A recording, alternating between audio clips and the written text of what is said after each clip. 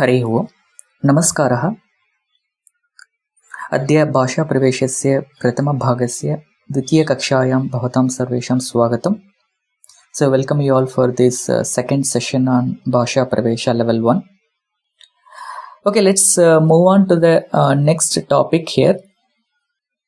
There are few things or a few strange things, or maybe you can call them as exceptions, or maybe the strange things in Sanskrit.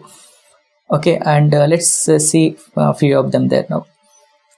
The same word can be present for with multiple meanings. So the same word in Sanskrit might mean multiple things. Okay, and this is very common, and it's not like always one word will always mean this one single meaning. It's not the case. One single word can mean multiple meanings. This is the normal scenario actually in Sanskrit. So for example, let's see some examples, like a word like a Hari or Marga. You can see various meanings for same Hari. So let's see that actually now.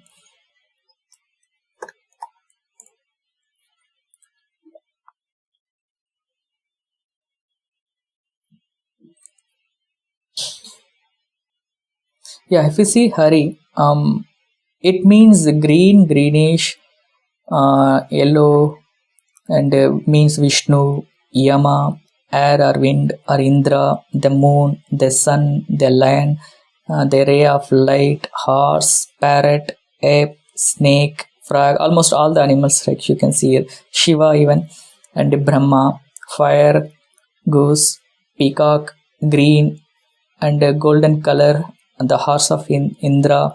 So there are, if you see, almost 26 meanings you can actually find for a word Hari. Okay, this is kind of very common in Sanskrit. So when you read any word with a Hari, generally you need to see the context. Actually, what is the context the Hari word comes in? So based on that, you need to understand the meaning. And generally, more popular meaning is for Vishnu, but it also mentions for other.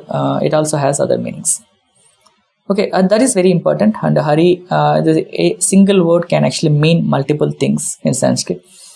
And the second thing is multiple words for same meaning. So you may, for the same meaning, you might find multiple words. I think yesterday there was discussion for path or road, right? So let's see some examples here. Like example, Bhasha. There are really bunch of words which actually mean the same word, same meaning, Bhasha, the language. Let's see that.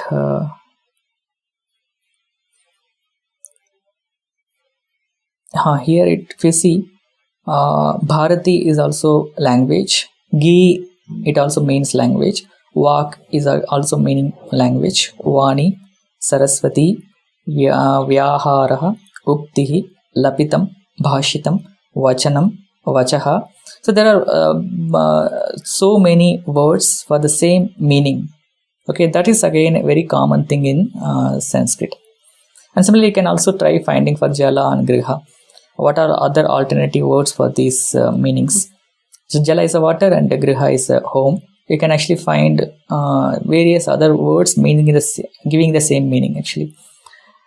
And other thing is the same word, same meaning, but there will be multiple genders actually for the same word. For example, Tata, if you take this is a Tata word.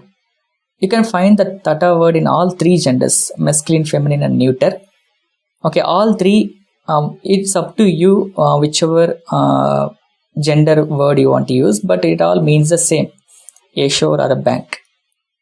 Okay, for example, masculine word will be Tataha, feminine word will be maybe Tata or Tati, and the neuter word will be Tatam. Okay, but all means the same, a shore. And similarly, Uttama, if you take, it's again, there are three different genders again, Uttamaha, Uttama, Uttam, but we'll see them later. It again goes with the gender. And next is the same word, but gender based meanings. But the same word, if you use in different genders, the meaning would completely change. I think the recent example what we have seen is for Kanduka, right? Kanduka in masculine generally means the ball, and in the Kanduka in neuter it is actually germ. right? So this is the way, if you change the gender, the meaning completely changes. That's the importance of the gender here. Okay, if you say saha kandakaha, it means a ball, and if you say tat kandukam, it means a gem. So that's the way you need to be careful when you use the genders. And the other popular example is the mitra. Okay, yeah, if you say the mitra, if you use the word in neuter, mitram, it means a friend. And if you use the same word in a masculine, like a mitraha, it means the son. Okay, if you just say, like, instead of saying tat mitram, if you by mistake say saha mitraha, instead of friend, it actually gives the meaning of the son, S-U-N, son. Okay, that's why the gender is very important.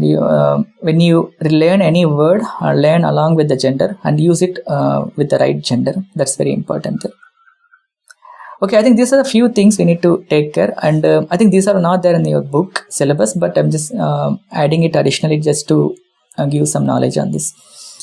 Fine. Let's move a bit from here actually. Let's move further. There are noun forms. So basically we'll try to learn various noun forms of the words actually. If you see balakaha, it means a single boy. It's a singular word, balakaha. Okay, and if you want to mean multiple boys, more than one or two, you can say balakaha. It means three boys, boys. So balakaha is a singular and balakaha is a plural. So this is just a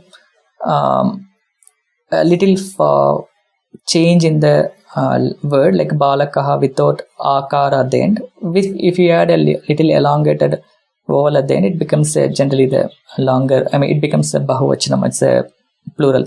So balakaha singular, one boy, balakaha plural, many boys. Okay, this is very common, even you are able to understand that. And there is one thing special about Sanskrit is it has another number also. It's not just singular or plural. Sanskrit has something called dual, that is for divivachanam. So singular is generally called as ekavachanam, and plural is called as bahuvachanam. And in Sanskrit we have some special vachanam called divivachanam that generally means only two.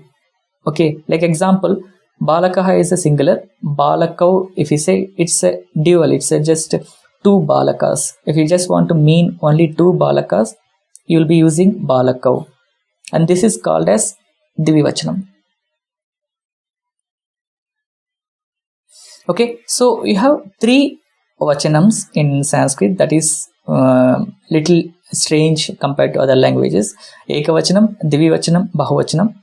And example is balakaha, balakau, balakaha. So single boy, two boys, and three boys. Okay, so we have three vachanams in Sanskrit: ekavachanam, divivachanam, bahuvachanam. Balakaha, balakau, balakaha. Balaka is ekavachanam, balakau is divivachanam, balakaha is a bahuvachanam. And remember, can we use balakaha at the place of divivachanam? If you want to just point only two people, can I use balakaha? It is strictly no. So we cannot use balakaha at any cost for divivachanam. If it is just only two, you must use divivachanam. There is no option there. Okay, so that means for one you will be using ekavachanam, for two you will be using divivachanam, for more than two you will be using bahuvachanam. It's not like more than one, it is always more than two you will be using bahuvachanam. Okay, and divivachanam is it only for balaka? It's not that. Any word, if you want to specify more than one, if you want to specify two things, then you'll be using divivachanam. Why divivachanam? Most of the common things in the world you can actually see as two, like day and night, and true and false, and husband and wife, and Surya, Chandra. So there are a lot of things you can see in the combination of two. So that's why the Dvivachanam is given some importance in the language here. Okay, I think that's it. So we will probably stop here, and we'll understand there are only three different vachanams: ekavachanam, dvivachanam, bahuvachanam, singular, dual, and plural. So we'll stop at here. Sir, this Dvivachanam pairs are very common in Sanskrit. It is like father, mother, or Surya, Chandra, something like that, sir. Yes. Or even we can have Dvivachanam pairs in other, like legs or eyes or anything also we can use, sir. Yes. But wherever you have only two items, you'll be using Dvivachanam. Yes. It's not paired, any two items. It just, there are two balakas. It's not a pair, right? Balakas are not pair actually always. If there are two balakas going on the road, you will be saying balako. Any two, if you want to mean any two objects or persons, you'll be using Dvivachanam. Dhanyavadaha. If I have to say he is my friend or she is my friend, then I say sa or saha, then mama mitram. Is that right? Or should I say it in a different way?